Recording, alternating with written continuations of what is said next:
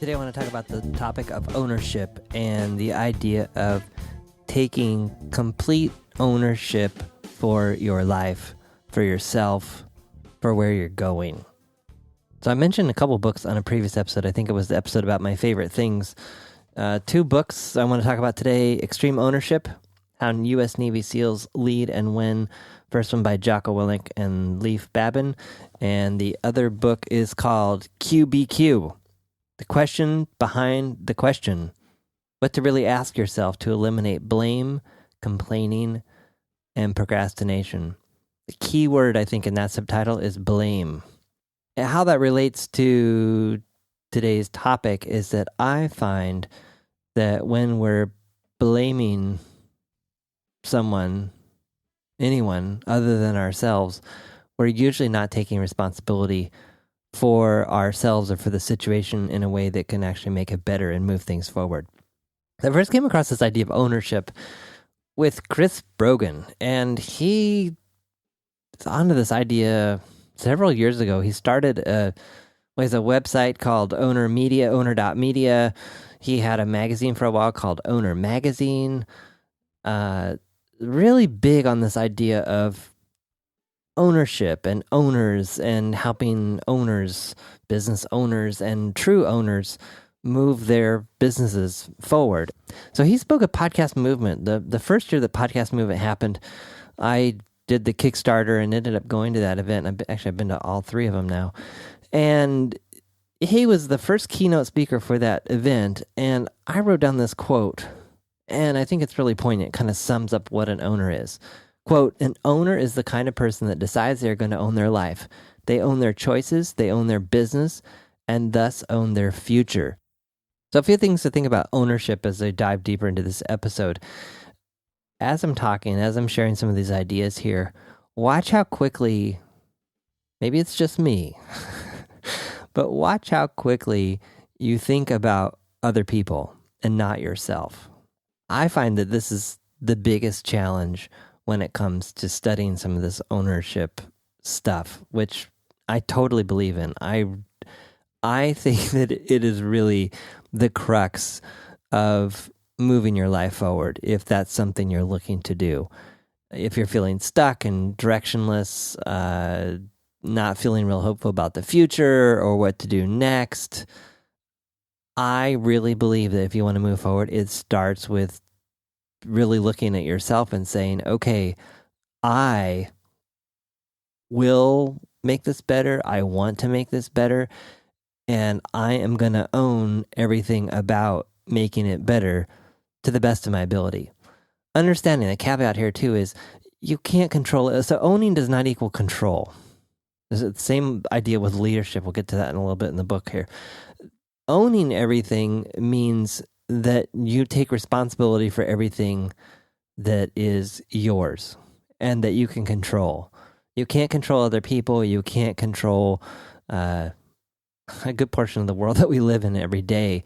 But if you focus on the things that you can control, the number one thing there being yourself, I believe you'll see a lot more progress in your life. Back to my kind of disclaimers and things to keep in mind here. As you think about leadership, as you think about ownership, think about yourself. I think this is where the ego gets involved, and also this underlying theme of blame and other people, and then you normally has that plays out as, if these other people would just change, or if this other team would just execute on time, then our software release would be on time.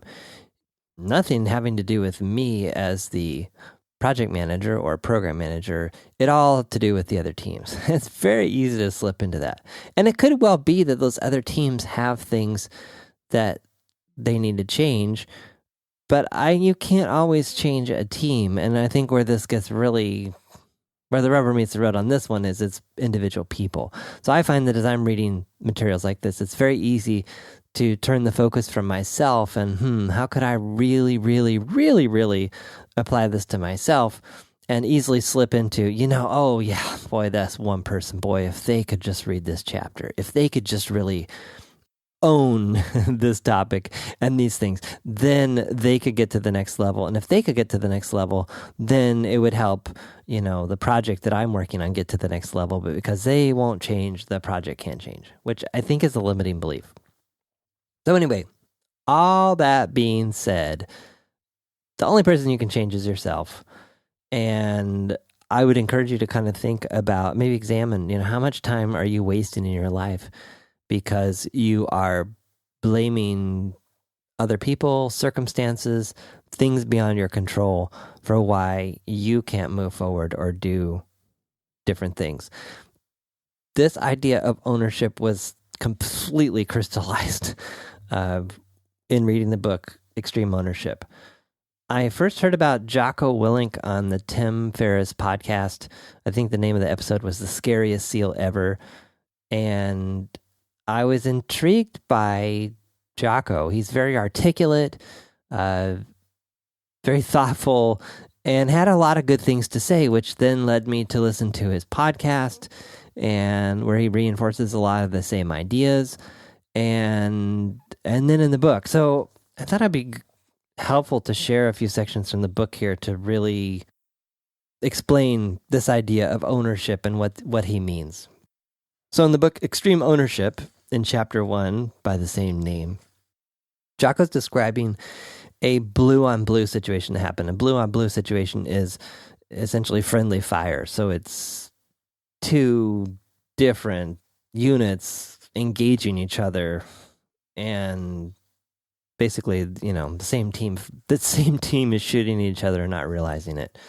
And I guess I haven't been in the military, but based on the way that Jocko has explained it here in the book and elsewhere, it's kind of an unforgivable sin. Like, especially I guess in the SEAL teams, there have been a very limited number of these events happening, and it's just one of the utterly worst things you can do as a leader.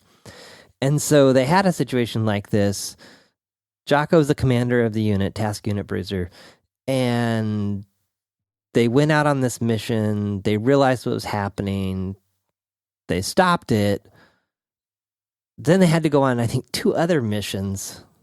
And then they've come back to their base and they're regrouping, and Jocko's basically been shut down and told that he can't operate, and that the higher-ups are all coming. Everyone's coming together. The whole team is coming to a meeting to figure out what happened and what they're going to do next. And so he's reviewing what happened in his mind, and I'll start on page 26. But something was missing. There was some problem, some piece that I hadn't identified, and it made me feel like the truth wasn't coming out. Who was to blame? There's that word, blame. Then on page 27, I stood before the group. Whose fault was this? I asked to a room full of teammates. After a few moments of silence, the SEAL, who had mistakenly engaged the Iraqi soldier, spoke up. It was my fault. I should have positively identified my target. No, I responded, it wasn't your fault. Whose fault was it? I asked the group again. He does this several times. And then he gets to a point and he says, you know whose fault this is? You know who gets all the blame for this? The entire group sat there in silence, including the CO and the CMC and the investigating officer. No doubt they were wondering whom I was going to hold responsible. Finally, I took a deep breath and said, there's only one person to blame for this, me. I am the commander. I am responsible for the entire operation. As a senior man, I'm responsible for every action that takes place on the battlefield. There is no one to blame but me. And I will tell you right now, I will make sure that nothing like this ever happens to us again. I thought that was pretty powerful. I don't know about you, but in all the years that I've been working, maybe there was one, but I can't even think of what it was. A situation where a leader of a business unit, a department or whatever, when there was a really catastrophic screw up, ever took responsibility like that. And I wonder what it would look like if they had. Now, if you're like me and you're reading something like this, your mind is immediately, well, but wait a minute, everything? I mean, how can you be responsible for everything? I mean, what about that one person that didn't do what they were supposed to do?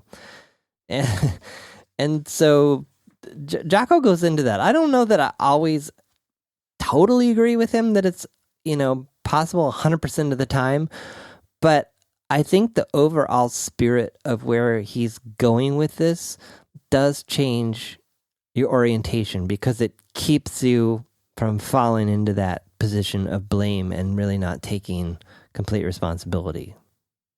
But the tactical avoidance of fratricide, that's blue and blue, was only part of what I learned. When I returned home from deployment, I took over Training Detachment 1, which managed all the training for West Coast SEAL platoons and task units in preparation for combat deployments. I set up scenarios where blue-on-blue shootings were almost guaranteed to happen. When they did, we, the training cadre, explained how to avoid them. But more important, the commanders in training could learn what I had learned about leadership. While some commanders took full responsibility for the blue-on-blue, others blamed their subordinates for simulated fratricide incidents in training. These weaker commanders would get a solid explanation about the burden of command and the deep meaning of responsibility. The leader is truly and ultimately responsible for everything. That is extreme ownership, the fundamental core of what constitutes an effective leader in SEAL teams or in any leadership endeavor. What's interesting about this book is while there are like SEAL stories and vignettes that start each chapter from Jocko's experience and Leif Babin's experience in the SEAL teams, the other half of each chapter is a business principle, maybe more of what you and I can relate to. And I think these examples are some are a little more compelling than others, but in general, I think he does a pretty good job of relating these principles to, quote, the more real world. He kind of reemphasizes this principle on page 30. On any team, in any organization, all responsibility for success and failure rests with the leader. The leader must own everything in his or her world. There is no one else to blame. The leader must acknowledge mistakes and admit failures, take ownership of them, and develop a plan to win. The best leaders don't just take responsibility for their job. They take extreme ownership of everything that impacts their mission. And he goes on a little bit later. Total responsibility for failure is difficult to accept, and taking ownership when things go wrong requires extraordinary humility and courage. But doing just that is an absolute necessity to learning, growing as a leader, and improving a team's performance. Extreme ownership requires leaders to look at an organization's problem through the objective lens of reality, without emotional attachment to agendas or plans. It mandates that a leader set aside ego, accept responsibility for failures, attack weaknesses, and consistently work to build a better and more effective team. Such a leader, however, does not take credit for his team's successes, but bestows that honor upon his subordinate leaders and team members. When a leader sets an example and expects this from junior leaders within the team, the mindset develops into the team's culture at every level. With extreme ownership, junior leaders take charge of their smaller teams and their piece of the mission. Efficiency and effectiveness increases exponentially, and a high-performance winning team is the result. I thought that part of it was interesting, too, that normally you hear leadership and you hear, oh, boy, that person is such a strong leader, or she's really, a great leader of that business unit. And while an aspect of that leadership may be their ability to get things done, I think what he's calling out here, a deeper sign of that leadership is the level of leadership and initiative that you see lower and lower in the ranks. I've seen some of this, but I can't imagine what it would be like to be on a team where everyone was operating as a leader, like a cross-functional team. I'm not thinking, I guess, of my specific team that I work on, but like across an entire product release or something like that. So then he talks about the business scenario, and this one is a manufacturing plant that's hasn't been as effective, and he gets into an argument with or discussion with the plant manager, and that the plant manager is basically saying, well, it's not working because people aren't listening. And Jocko says, I explained that the direct responsibility of a leader, including getting people to listen, support, and execute plans. To drive the point home, I told him, you can't make people listen to you. You can't make them execute. That might be a temporary solution for a simple task, but to implement real change, to drive people to accomplish something truly complex or difficult or dangerous, you can't make people do those things. You have to lead them.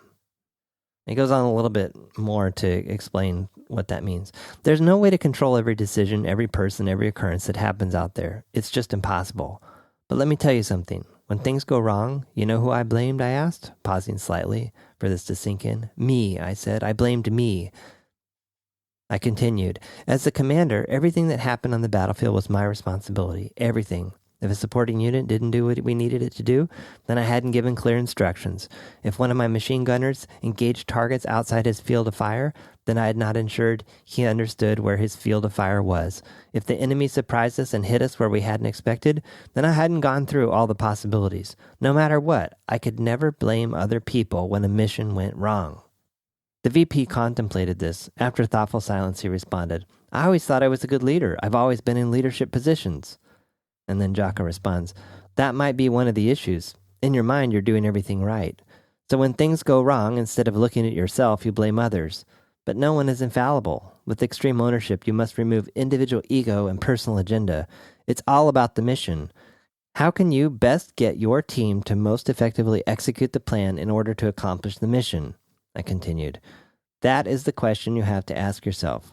That is what extreme ownership is all about.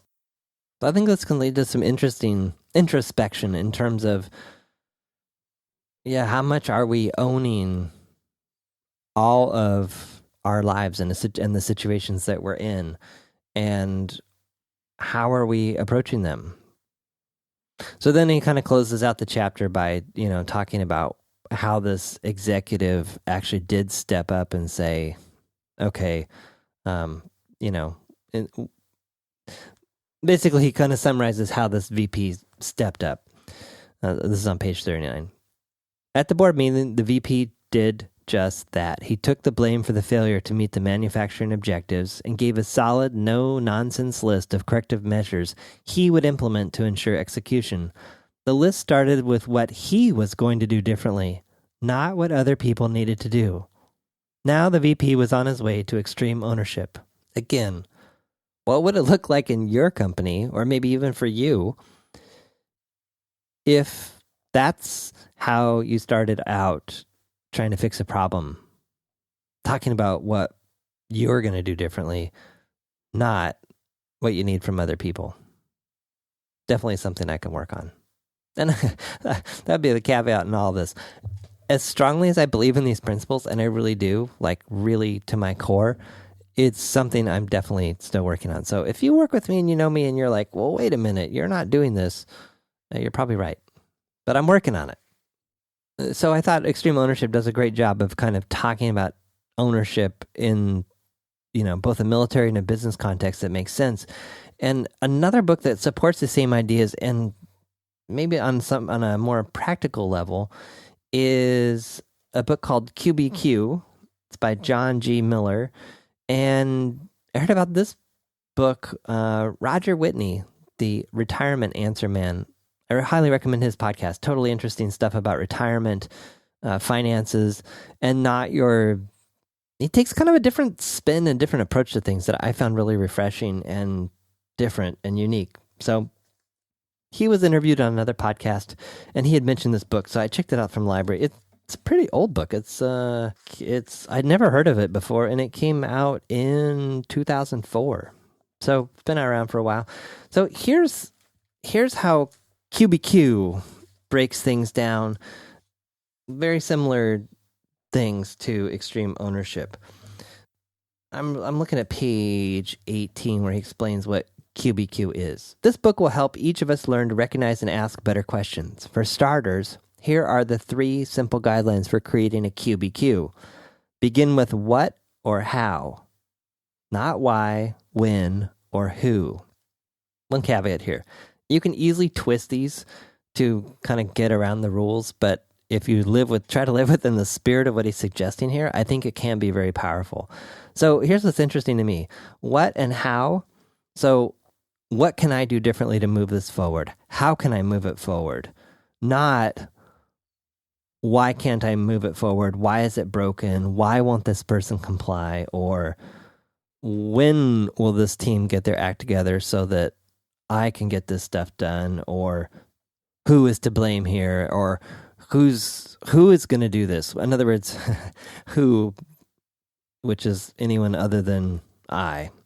The second principle contains an I, not they, them, we, or you.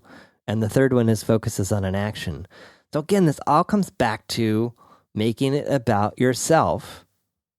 And I like his last point, focusing on an action, doing something to move it forward. Because if you're not moving something forward or you're not changing something, things are just pretty much going to stay the same, obviously. He goes a little deeper on this in chapter 13, page 46. These chapters, this is a really quick read. Probably, I don't know, the book is about, 100 pages, but they're real short stories and really short, kind of to the point chapters. This picture, Don't Ask Who, has a coat of arms with this guy kind of crossing his arms and pointing in both directions, which, kind of basically saying, not me. So at the bottom of 46, he kind of lays this out a little bit. Blame and whodunit questions solve nothing. They create fear, destroy creativity, and build walls. Instead of brainstorming and working together to get things done, we blamestorm and accomplish nothing. There's not a chance we'll reach our full potential until we stop blaming each other and start practicing personal accountability, or as Jocko would say, ownership. And he gives some examples. What can I do today to solve the problem? How can I help move the project forward? What action can I take to own the situation? Try these questions instead of the who questions at the beginning of this chapter and see how fast you can break the circle of blame in your organization. The who questions at the beginning of the chapter were, who made the mistake? Who missed the deadline? Who dropped the ball? And then he talks about how who questions zero in on looking for scapegoats and someone else to blame. Which, if you tie it back to Jocko's thing, the only person to blame is yourself, if you really want to move things forward. Then in chapter 63, he tells a funny story about how he had spoken about QBQ, the questions behind the questions, and this CEO was doing a presentation, and he got up and made some comments, and then he had this... After a few comments to hundreds of people before him, he pressed a button that projected this message on a huge screen behind him. Quote, "Personal accountability begins with you." I know what he was trying to say, but he missed the mark. Personal responsibility does not begin with you. It begins with me. So again, the whole idea of I. And then he closes out the chapter by saying, accountability groups are great tools. Managers and executives do need to define and communicate standards, but the power of personal accountability comes from the questions that begin with what or how and contain an I. I don't know. I think this is really subtle. You could hear personal accountability begins with you, and it's interesting to say, yeah, no, it actually begins with me. And then if each of us want to move things forward, it begins with us. Or yourself. In terms of why is a bad question, I thought this was instructive from chapter 6, page 26. He talks about how, bad things happen that we have absolutely no control around us. Other people, the economy, our company, projects fail, good people leave. And he says, quote, "Life is full of these, but still, stress is a choice. Because whatever the trigger event, we always choose our response." I was saying that a little bit earlier. We choose to react angrily. We choose to stuff our emotions and keep quiet. We choose to worry. One client had a sign on his desk that said, "I've had many problems, some of which came true." Different people have different reactions to the same situation. Stress is a choice. Stress is also the result of our choices. When we choose to ask a question like, "Why is this happening to me?" we feel as if we have no control. This leads us to a victim mindset, which is extremely stressful. Even in cases where we actually are victims and our feelings seem justified, "why me" thinking only adds to our stress.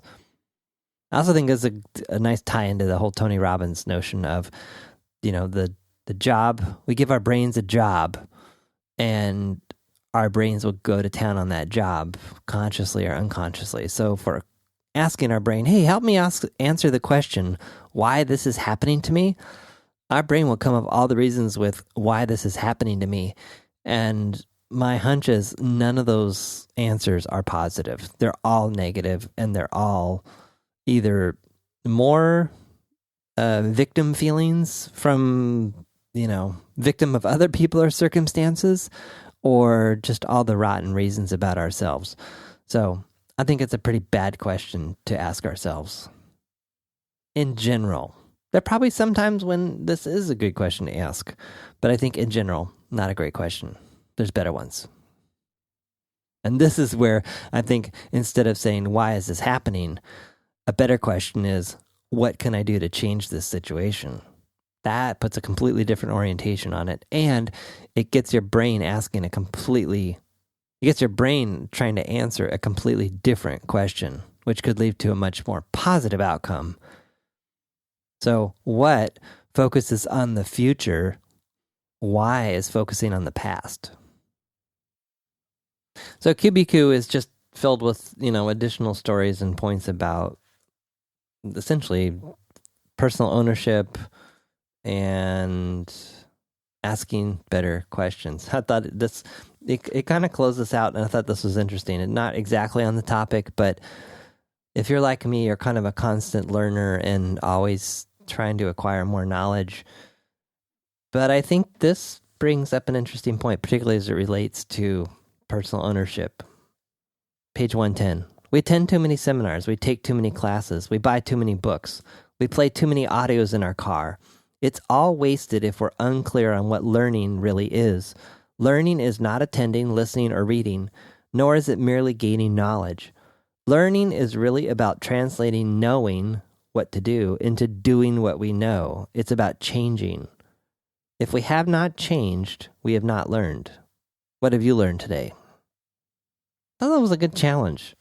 Yes, it is really easy to acquire lots of stuff, lots of knowledge.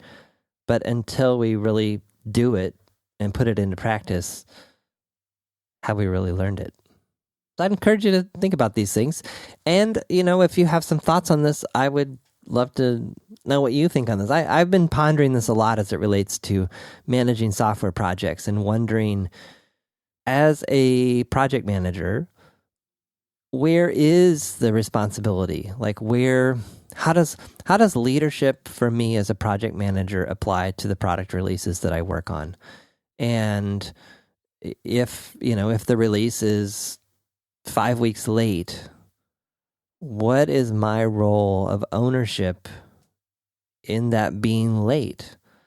And I'm still I'm still trying to wrap my head around that. Unlike, say, Jocko's military example, he's the commander of the unit, so it all ultimately rolls up to him in a way that all these people essentially report to him. And I'm not saying that the reporting to him is a command and control thing and that's why it works.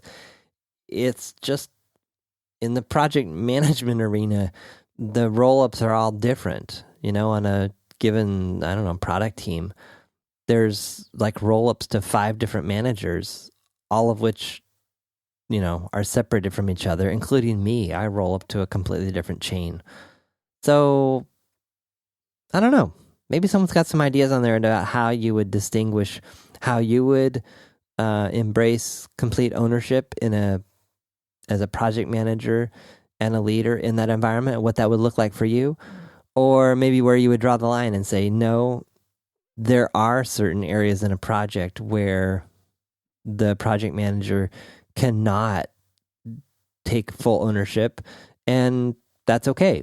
Not in a way that blames or whatever, but in terms of being responsible or accountable for an on-time delivery, perhaps there are certain things that they just can't and shouldn't be held accountable for. And this whole idea of ownership. What aren't you owning in your life that you'd like to? Maybe you know what it is, but you aren't sure how to go about that. Or maybe you have a strong sense that you could own more, but you aren't sure what that is or where to start. I know I'm probably starting to sound like a broken record here. However, I truly, truly believe that coaching can help. I've been tremendously helped in my own work with the coaches that I've worked with, and I know you can too.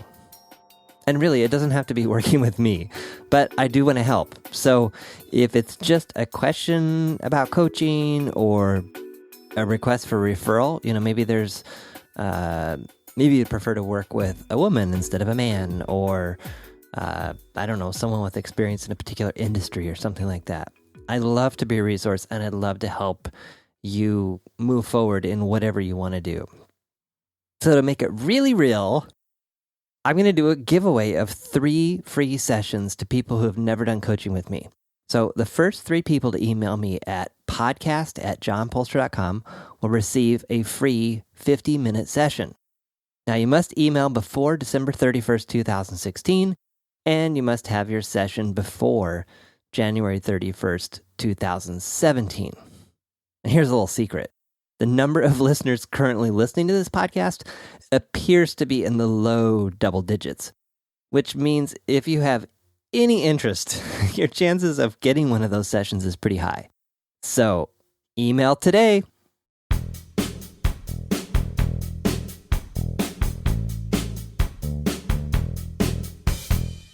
Thanks for listening to The John Polster Show. Notes, links, and all that other good stuff for this episode are at johnpolster.com/podcast.